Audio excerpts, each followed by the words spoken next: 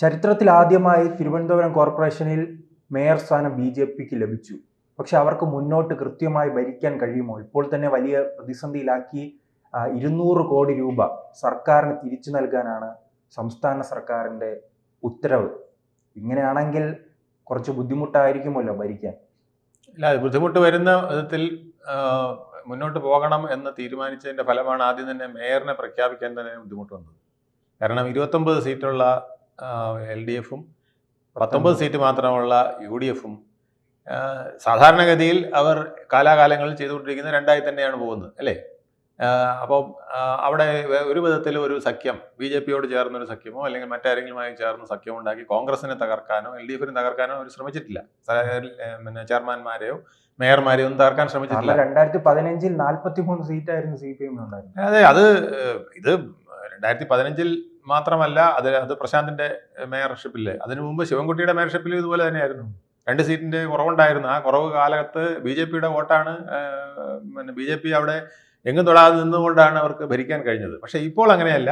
ഇപ്പോൾ മാക്സിമം ശ്രമിച്ചു. പക്ഷേ ഒരു കാര്യം പറ്റി, പ്രധാനമായിട്ടും ഇനി 3 മാസത്തിനകം തെരഞ്ഞെടുപ്പ് വരാൻ പോകുമ്പോൾ തിരുവനന്തപുരത്തിൻ്റെ ജനവിധി അംഗീകരിച്ചില്ലെങ്കിൽ ഒരുപക്ഷെ പിന്നെ ഇനി വരുന്ന നിയമസഭാ സീറ്റുകളിലെ പ്രധാന ഒരു ഭാഗം തന്നെ താമര വിരിയുന്ന വിധത്തിലേക്ക് മാറുമോ എന്ന ഭയമാണിപ്പോൾ ആ ഭരണം തൽക്കാലത്തേക്ക് ഇങ്ങനെ പൊക്കോട്ടെ എന്ന് തന്നെ വെച്ചിരിക്കുന്നത്. പക്ഷേ അതിനെ കുരുക്കാനുള്ള, അതിനെ പൂട്ടാനുള്ള പ്രവർത്തനങ്ങൾ നേരത്തെ തന്നെ ആരംഭിച്ചു എന്നുള്ളതാണ് ഈ 200 കോടി വരുന്ന ലിക്വിഡിറ്റി ഫണ്ട് എന്ന് പറയുന്നത് സംസ്ഥാന ഗവൺമെൻറ് ഊറ്റിയെടുക്കാൻ തീരുമാനിച്ചിരിക്കുന്നത്.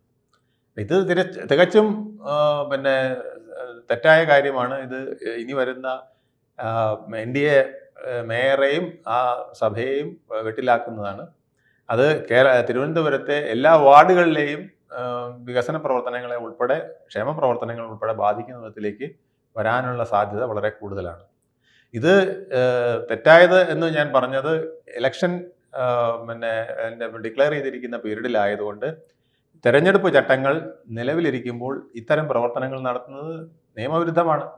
ഇത് ഇപ്പോഴോ അല്ലെങ്കിൽ പുതിയ സർക്കാർ പുതിയ മേയറും നഗരസഭയും ചാർജ് എടുത്തതിന് ശേഷം അവർക്ക് ഇത് ഹൈക്കോടതിയിൽ പോയി സ്റ്റേ ചെയ്യാൻ പറ്റില്ല. ഇത് വിട്ടുകഴിഞ്ഞാൽ സ്റ്റേ ചെയ്യാൻ പറ്റില്ല. പിന്നെ അത് കേസ് പറയാനെ കുറിച്ച് എപ്പോഴും സംസാരിക്കുന്ന CPM ആണ്. അതെ, കേന്ദ്ര സർക്കാരിനെ വിമർശിക്കും. അതേ ഒരു നയം തന്നെയാണല്ലോ ഈ സംസ്ഥാന സർക്കാർ കോർപ്പറേഷനെതിരെ എടുക്കുന്നത്. അത് ഇന്ന് മാത്രമല്ല, എന്നും അങ്ങനെയായിരുന്നു. UDF-ന്റെ പിന്നെ നഗരസഭകളും ഗ്രാമസഭകളും കഴിഞ്ഞ തവണ നിലനിന്നിരുന്ന ഡിവിഷനുകളും എല്ലാത്തിലും സർക്കാർ ഈ ചിറ്റമ്മ നയം എടുത്തിട്ടുണ്ട്. എന്നിട്ടാണ് അവർ കേന്ദ്രത്തിനെതിരെ പറഞ്ഞുകൊണ്ടുവരുന്നത് എന്നുള്ളതാണ് അതിൻ്റെ വിരോധാഭാസം. ഇന്നലെ തന്നെ നമ്മുടെ ധനമന്ത്രി പറയുകയുണ്ടായി, കേന്ദ്രത്തിൽ നിന്ന് നമ്മുടെ പദ്ധതി വിഹിതം വെട്ടിക്കുറയ്ക്കാൻ പോകുന്നു, നമുക്ക് വലിയ പ്രശ്നം ഉണ്ടാകും എന്ന് പറഞ്ഞ അവർ തന്നെയാണ് ഇപ്പോൾ ഇത്. ഇവിടെ മാത്രമല്ല കേട്ടോ, ഈ കോർപ്പറേഷനിലെ മാത്രമല്ല പ്രശ്നം. ശരിക്കും പറഞ്ഞാൽ വിവിധ പിന്നെ സർക്കാർ കമ്പനികൾ, കോർപ്പറേഷനുകൾ ഇതിൽ നിന്നൊക്കെ വായ്പ എടുക്കുന്ന ഒരു സംവിധാനം ഇപ്പോൾ സർക്കാർ സ്വീകരിച്ചിരിക്കുകയാണ്. അതായത് ഇപ്പോൾ വാരിക്കോരി കൊടുക്കുമെന്ന് പറഞ്ഞിരിക്കുന്ന പല പദ്ധതികളും തൽക്കാലത്തെങ്കിലും കൊടുക്കണമെങ്കിൽ ഈ വിധത്തിൽ പണം ഊറ്റിയെടുത്താലേ പറ്റുള്ളൂ എന്നുള്ളതാണ്. അപ്പോൾ ജനങ്ങൾ ഒരു കാര്യം ഇപ്പോൾ ബോധ്യമായിരിക്കുന്നു, ഈ കൊട്ടിഘോഷിക്കുന്ന ക്ഷേമ പ്രവർത്തനങ്ങൾ ഏതാണ്ട് ഇലക്ഷൻ കഴിയുന്നവരെ കൊടുക്കാനേ തികയുള്ളൂ. അത് കഴിഞ്ഞാൽ ആര് വന്നാലും, രാമൻ വന്നാലും രാവണൻ വന്നാലും പിന്നെ വിഭീഷണൻ വന്നാലും ഭരതൻ വന്നാലും ഈ സംസ്ഥാനം മുന്നോട്ട് കൊണ്ടുപോകണമെങ്കിൽ, അല്ലെങ്കിൽ ഇവിടുത്തെ നഗരസഭകളും ഗ്രാമസഭകളും മുന്നോട്ട് കൊണ്ടുപോകണമെങ്കിൽ സാമ്പത്തിക പ്രതിസന്ധി ഒഴിഞ്ഞിട്ട് നേരം കിട്ടില്ല എന്നുള്ളതാണ്. അത് വലിയ പ്രശ്നമായിട്ട് ഓരോ ജനങ്ങളിലേക്കും ബാധിക്കാൻ പോവുകയാണ്. പക്ഷേ അപ്പം CPM പ്രതിപക്ഷത്ത് നിന്ന് നല്ല ഉഗ്ര സമരങ്ങൾ നടത്തും. അതാണ് സംഭവിക്കാൻ പോകുന്നത്. ഇനി കേരളം കണ്ടിട്ടില്ലാത്ത സമരങ്ങൾ.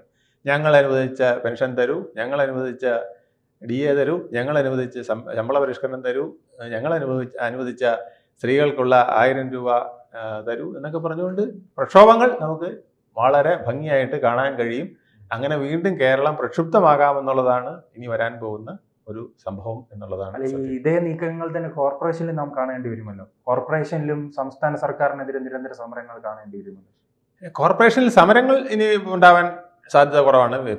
ഭരണപക്ഷം ഈ സർക്കാരിനെതിരെ വിമർശനങ്ങൾ ഉന്നയിക്കുമല്ലോ. ഭരണപക്ഷം തീർച്ചയായിട്ടും വിമർശനങ്ങൾ ഉണ്ടായി. ഇപ്പോൾ കേരളം പറയുന്നത് പോലെ തന്നെ, കേരളം കേന്ദ്രത്തിനെതിരെ പറയുന്ന പോലെ ഇവിടുത്തെ NDA UDF പിന്നെ ഭരണ സംവിധാനങ്ങളെല്ലാം സംസ്ഥാന സർക്കാരിനെയും കുറ്റം പറഞ്ഞുകൊണ്ടിരിക്കും. ഇതിനിടയ്ക്ക് 2026 ഭരണമാറ്റം വന്ന് UDF ആണ് വരുന്നതെങ്കിൽ പിക്ചർ വേറെയുമായിരിക്കും. അവർക്ക് പിന്നെ അതാണ് ഞാൻ പറഞ്ഞത്, പിന്നീടുള്ള സമരങ്ങൾ CPM ആയിരിക്കും നേതൃത്വം കൊടുക്കുക.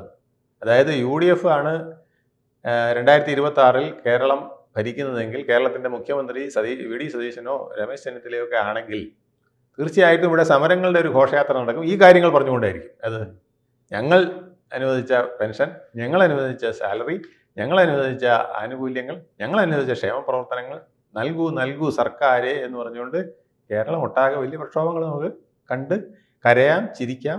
അതിനുള്ളൊരു അവസരമാണ് ഇനി വരാൻ പോകുന്നത്. ഈ BJPയെ സംബന്ധിച്ചിടത്തോളം അവർ വലിയ വാഗ്ദാനങ്ങൾ നൽകിയാണ് വിജയിച്ചത്. അത് നടപ്പിലാക്കാൻ കഴിയുമോ ഇങ്ങനെ സർക്കാർ എതിരായി നിന്നാൽ? ഇപ്പൊ ഈ 200 കോടി കൊണ്ട് മാത്രമൊന്നും BJP ഉദ്ദേശിക്കുന്ന വികസന പ്രവർത്തനങ്ങൾ നടത്താൻ കഴിയില്ല. ഇതിപ്പോ ഒരു ലിക്വിഡിറ്റി ഫണ്ട്, തനത് ഫണ്ട്, പിന്നെ നീക്കിയിരിപ്പ് ഫണ്ട് മാറ്റി എന്നുള്ളതല്ലാതെ അതുകൊണ്ട് മാത്രം അവർക്ക് വലിയ പ്രതിസന്ധി ഉണ്ടാവില്ല. പക്ഷേ ഇമ്മീഡിയറ്റ് ആയിട്ട് ചില ബുദ്ധിമുട്ടുകൾ ഉണ്ടാക്കാൻ കഴിയും. കാരണം 200 കോടി എന്ന് പറയുന്നത് നിസ്സാരമല്ല. 6 മാസത്തേക്ക് അത് മാറ്റുമ്പോൾ 6 മാസത്തേക്ക് അവതാളത്തിലാകുന്ന പ്രശ്നങ്ങൾ ഉണ്ടാവാൻ സാധ്യതയുണ്ട്. പിന്നെ BJP ഉദ്ദേശിക്കുന്ന ഫണ്ട് എന്ന് പറയുന്നത് കേന്ദ്രം അഡീഷണൽ ആയിട്ട് തരാൻ ഉദ്ദേശിക്കേണ്ട ഫണ്ടാണ്. അതായത് മെട്രോ നഗരം എന്നുള്ള നിലയ്ക്ക് കേരളത്തിന് ഇനിയും ഒരുപാട് ആനുകൂല്യങ്ങൾ ലഭിക്കാം. അത് കേരള സർക്കാരും കൂടെ ഒരു പിന്തുണ കൊടുക്കേണ്ടതുണ്ട്. അതൊരു പിന്തുണ കൊടുക്കുമെന്ന് തന്നെ നമുക്ക് പ്രതീക്ഷിക്കാം. എന്തായാലും ആ വിധത്തിൽ മെട്രോ നഗരത്തിന് വേണ്ട ചില പദ്ധതികൾ, ഇൻഫ്രാസ്ട്രക്ചർ പദ്ധതികൾ, അതുപോലെ തന്നെ വിഴിഞ്ഞം തുറമുഖം വികസനത്തിന് വേണ്ടിയിട്ട് അവിടെ ഉണ്ടാക്കേണ്ട ഇൻഫ്രാസ്ട്രക്ചർ പദ്ധതികൾ, അതുപോലെ തന്നെ പിന്നെ പൂവാർ കപ്പൽ നിർമ്മാണശാല അടക്കമുള്ള പദ്ധതികൾ, തലസ്ഥാനത്തിനകത്ത് മെഡിക്കൽ സൗകര്യങ്ങൾ അടക്കമുള്ള കാര്യങ്ങൾ, ഓരോ ഗ്രാമത്തിലും ഒളിമ്പിക്സ് ഉൾപ്പെടെ വരാനുള്ള ഒളിമ്പിക്സ് വരുമെന്ന് പറയുന്നത് ഇന്ത്യയുടെ പല ഇപ്പോൾ ഒളിമ്പിക്സിന് ഇന്ത്യയാണ് ഹോസ്റ്റ് ചെയ്യുന്നതെങ്കിൽ തീർച്ചയായിട്ടും അതിലെ ഒരു ഇവന്റിന്റെ ഒരു സ്റ്റേഡിയം നമ്മുടെ അവിടെ വരും. ആ സ്റ്റേഡിയം അപ്പോൾ നന്നാവും, അതിനുള്ള ഇൻഫ്രാസ്ട്രക്ചർ നന്നാവും. ഇത് നമ്മുടെ GV രാജ സ്പോർട്സ് സ്കൂളിലേക്ക് പിള്ളേർക്ക് പ്രയോജനപ്രദമായി മാറും എന്നുള്ളത് സത്യം തന്നെയാണ്. ഇങ്ങനെ എത്ര പറഞ്ഞാലും നമുക്കറിയാമല്ലോ, ബീഹാർ രക്ഷപ്പെട്ടത് എന്തുകൊണ്ടാണ്? ബീഹാർ പാക്കേജാണ്. എങ്ങനെയാണ് ആന്ധ്രാപ്രദേശ് രക്ഷപ്പെട്ടത്? ബീഹാറിൽ സർക്കാർ വന്നാൽ നമുക്കത് കിട്ടുമെന്നുള്ള രീതിയിലായിരുന്നു അവരന്ന് അത് നൽകിയത്. അതുപോലെ തന്നെ ആന്ധ്രാപ്രദേശിൽ പാക്കേജ് കിട്ടിയതുകൊണ്ട് ഗുണമുണ്ടായി. ഇപ്പോൾ തിരുവനന്തപുരം സിറ്റിക്ക് ഒരു പാക്കേജ് നൽകാനായിട്ട് ക്യാപിറ്റൽ സിറ്റികൾക്ക് പ്രത്യേക പരിഗണന നൽകാൻ പല വിധത്തിൽ കേന്ദ്ര ഗവൺമെൻറ് സ്കീമുകളുണ്ട്. അത് മറ്റ് സിറ്റികൾ കൊടുക്കാൻ ഒക്കില്ല. ഇപ്പോൾ തൃപ്പൂണിത്തറയ്ക്ക് അത് ചിലപ്പോൾ കൊടുക്കാൻ പറ്റിയെന്നിരിക്കില്ല, പന്തളത്തിന് കൊടുക്കാൻ പറ്റിയെന്നിരിക്കില്ല. പക്ഷേ ക്യാപിറ്റൽ സിറ്റി എന്നുള്ള പ്രത്യേകത വെച്ചിട്ട് ക്യാപിറ്റൽ സിറ്റി ഡെവലപ്മെൻറ്റ് ഫണ്ടുകൾ പ്രത്യേകമായിട്ട് കേന്ദ്ര ഗവൺമെൻറ് ആവിഷ്കരിച്ചതുണ്ട്. ആ ഫണ്ടുകൾ പിന്നെ വികസിത് ഭാരതിൻ്റെ ഭാഗമായിട്ട് കിട്ടാൻ സാധ്യതയുണ്ട്. ആ ഫണ്ടുകൾ കിട്ടിയാൽ തന്നെ വലിയ നേട്ടമുണ്ടാകും, അത് നേടിയെടുക്കാൻ കഴിയും. പക്ഷേ കേരള ഗവൺമെൻറ് ഈ വിധത്തിൽ ഓരോ സന്ദർഭങ്ങളിലും ഇവിടുത്തെ നഗരസഭയെ എക്സ്ക്യൂസ് ചെയ്തുകൊണ്ടിരുന്നാൽ നഗരസഭയുടെ പ്രവർത്തനം താറുമാറാകും, പല പ്രശ്നങ്ങൾ വരും. ആ പ്രശ്നങ്ങൾ ഉണ്ടാക്കിയെടുക്കാനായിട്ട് LDF ആണ് ഭരണത്തിലിരിക്കുന്നതെങ്കിൽ അവരതിന് വലിയ സമർത്ഥരാണ്. ഇപ്പോൾ തന്നെ ഈ പണം സെക്രട്ടറി, അതായത് ഭരണ സംവിധാനം ഇല്ലാതിരിക്കെ, നഗരസഭയുടെ ഭരണ സംവിധാനം ഇല്ലാതിരിക്കെ അഡീഷണൽ ചീഫ് സെക്രട്ടറി ജ്യോതിലാലിൻ്റെ ഒരു കത്ത് പ്രകാരം കോർപ്പറേഷൻ്റെ സെക്രട്ടറി മറ്റൊരു IAS ഉദ്യോഗസ്ഥൻ ഉദ്യോഗസ്ഥന്മാർ തമ്മിൽ ട്രാൻസ്ഫർ ചെയ്യുന്ന ഒരു പ്രക്രിയ വളരെ സ്മൂത്തായിട്ട് നടത്താൻ ശ്രമിക്കുകയാണ് ചെയ്തുകൊണ്ടിരിക്കുന്നത്. അതിന് ശരിയായ രീതിയിൽ നടത്താനുള്ള ധാർമ്മികമായും നിയമപരമായുമുള്ള ഒരു ഫ്ലെക്സിബിലിറ്റി ഇന്നത്തെ ഗവൺമെൻറ്റിന് ഇല്ല എന്നുള്ളതാണ്. കാരണം തെരഞ്ഞെടുപ്പ് ചട്ടം നിലവിലിരിക്കുകയാണ് ഇത്തരം കാര്യങ്ങൾ ചെയ്യുന്നത്. അത് വേണമെങ്കിൽ കോടതിയിലും തടുക്കാനുമുള്ള സാഹചര്യങ്ങൾ ഉണ്ട്. കൂടുതൽ വാർത്തകളും വിശേഷങ്ങളും നിങ്ങളിലേക്ക് എത്താൻ ABC മലയാളം സബ്സ്ക്രൈബ് ചെയ്യുക, ബെൽ ബട്ടണും അമർത്തുക.